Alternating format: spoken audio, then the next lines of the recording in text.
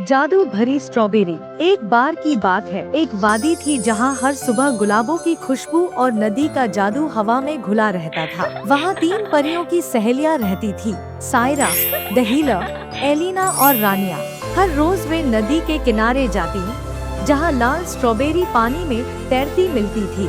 हर strawberry में मिठास छुपी होती थी, लेकिन उस दिन कुछ अलग था। एलिना ने एक अजनबी स्ट्रॉबेरी उठाई। जैसे ही उसे छुआ, नदी का पानी चमक उठा, जैसे आईना बन गया हो। उसमें उसने देखा, वो खुद को एक अंधेरी झील के पास अकेली खड़ी देखती है, आंखों में आंसू। सामने सायरा और रानिया नहीं है। रानिया, तुमने क्या देखा? एलिना घबराकर, मेरा भविष्य। मैं अकेली थी।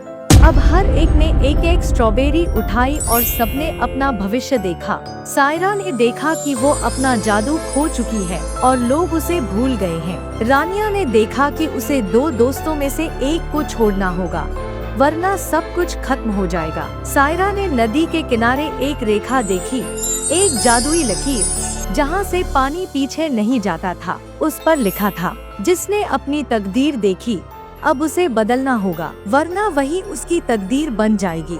अब तीनों को एक सफर पर निकलना था, नदी के उस छोर तक जहां नेहमिया नाम की एक रूहानी परी रहती थी, जो तकदीरों के धागे बुनती थी। लेकिन रास्ता आसान नहीं था। तीनों परियां नदी के उस किनारे पहुंची जहां से गहरा हरा जंगल शुरू होता है।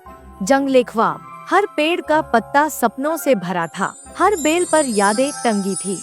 जंगल के बीच रहती थी नेहमिया, तकदीरें बुनने वाली परी। नेहमिया और 3 पहेलियाँ। नेहमिया आई, लंबे चमकते बाल, आंखों में चांदनी सी रोशनी।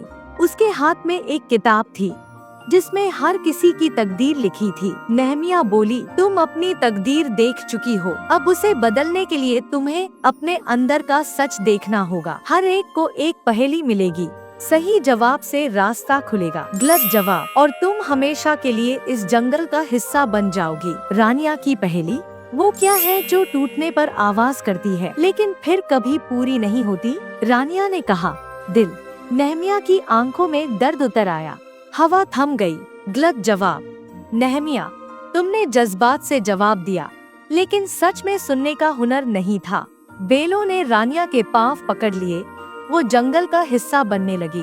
सायरा ने रानिया का हाथ थामा और अपने हीलिंग जादू से कहा, दिल कभी पूरी तरह नहीं टूटता जब तक कोई उसे समझने वाला हो। टूटे दिल की आवाज होती है, लेकिन सबसे ज्यादा टूटती है खामोशी। जवाब है खामोशी। नेहमिया मुस्कुराई, बेले पीछे हट गई। जंगल फिर से गाने लगा। एलिना की पहेली, मैं वो हूँ जो छुपी होती हूँ, लेकिन जब सामने आती हूँ तो या तो तोड़ती हूँ या जोड़ती हूँ। मैं कौन हूँ?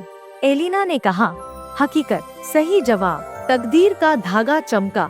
नेहमिया ने उसे एलिना को दे दिया।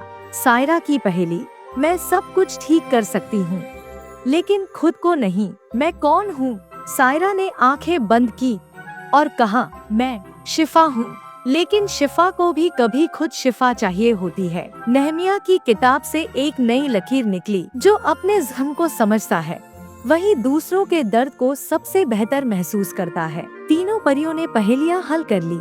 जब उन्होंने दोबारा नदी में देखा, उनका भविष्य बदल चुका था।